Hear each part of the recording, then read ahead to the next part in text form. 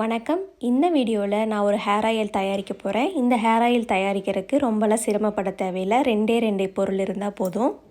இந்த hair oil பார்த்திங்கன்னா hair க்ரோத்துக்கு நல்லா உதவி பண்ணுது. அதோட டேண்ட்ரஃபையும் நல்லாவே கண்ட்ரோல் பண்ணுது. அப்புறம் தோல் நோய்களையும் சரி பண்ணுறதுக்கு உதவி பண்ணுதுன்னு சொல்கிறாங்க. அது நான் இது வரைக்கும் ட்ரை பண்ணதில்லை. பட் டேண்ட்ரஃப் நல்லாவே கண்ட்ரோல் ஆகுது. சின்ன சின்ன முடிகள்லாம் நிறையவே வளருது. இந்த இலையை பயன்படுத்தி தான் நம்ம ஹேர் ஆயில் தயாரிக்க போகிறோம். இதுக்கு பேர் பாலை இலைன்னு எங்கள் ஒரு பக்கம் சொல்லுவாங்க. வெப்பாலைன்னு சொல்கிறாங்க இதுக்கு பேர். இந்த பாலை மரத்தோட இலைகள்லாம் இந்த மாதிரி தான் இருக்கும். நம்ம அதை பிச்சோன்னா பால் வரும். இதில் பூ பூக்கும், காய் வைக்கும். காயும் இந்த மாதிரி தான் இருக்கும். பூ பார்த்திங்கன்னா வெள்ளை கலரில் இருக்கும். இந்த டைம் நான் வீடியோ எடுத்த டைமில் பூ இல்லை, காய் மட்டும்தான் இருந்துச்சு. வீடு அஸ்திவாரம் போடுறதுக்கு முன்னாடி பாலக்கால் பூஜைன்னு பண்ணுவாங்க. இந்த மரத்தோட குச்சியை வச்சு தான் பண்ணுவாங்க. அதே மாதிரி கல்யாணத்தப்பவும் இந்த பாலக்கால் பூஜை பண்ணுவாங்க. நான் முன்னவே சொன்ன மாதிரி 2 பொருள் தான் தேவைப்படும். ஒன்று பாலை இலைகள், பாலை மரத்தோட இலைகள், அப்புறம் தேங்காய், செக்கில் ஆட்டின நல்லா சுத்தமான தேங்காய்.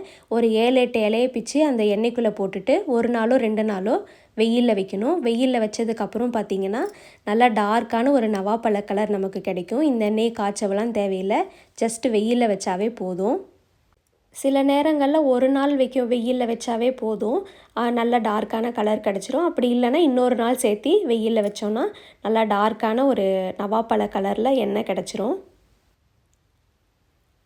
இந்த எண்ணெயோட கலரை பார்த்திங்கனாவே தெரியும், நல்லா டார்க்கான ஒரு கலர் கிடச்சிருக்கு. நான் 2 நாள் வச்சுருந்தேன். வெயில் கொஞ்சம் கம்மியாக இருந்துச்சு, அதனால் 2 நாள் வச்சுருந்தேன். இப்போ இந்த இலையெல்லாம் வெளியே எடுத்துகிட்டு இந்த எண்ணெயை பாட்டிலில் ஊற்றி ஸ்டோர் பண்ணிக்கணும்.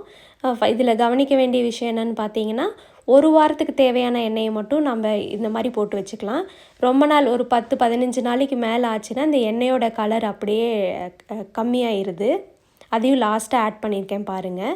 இலையை நல்லா புழிஞ்சிட்டு ஒரு கண்ணாடி பாட்டிலில் போட்டு வச்சுக்கலாம். டெய்லியும் அப்ளை பண்ணுறதுனாலும் பண்ணிக்கலாம், இல்லை வாரத்தில் 1 நாள் நல்லா தலைக்கு ஃபுல்லாக தேய்ச்சிட்டு தலைக்கு கூட குளிச்சுக்கலாம். எனக்கு டேண்ட்ரஃப் நிறைய இருந்துச்சு. ஒரு 2 டைம் தலைக்கு நல்லா ஃபுல்லாக தேய்ச்சிட்டு தலைக்கு குளித்தேன். டேண்ட்ரஃப் நல்லாவே கம்மியாயிருக்கு. அதேமாதிரி ஹேர் க்ரோத்துமே நல்லா இருக்குது. குட்டி குட்டி முடியெல்லாம் நிறைய வந்திருக்கு. அப்படியே நவாப்பழத்தோட கலர் தான். எவ்வளோ ஆச்சரியமாக இருக்குது பாருங்கள். ஜஸ்ட் 2 நாள் வெயிலில் வச்சாவே நம்ம ஒயிட் கலரில் வச்ச எண்ணெய் அது எவ்வளோ கலர் சேஞ்ச் ஆகி எவ்வளோ டார்க்காக இருக்குது பாருங்கள்.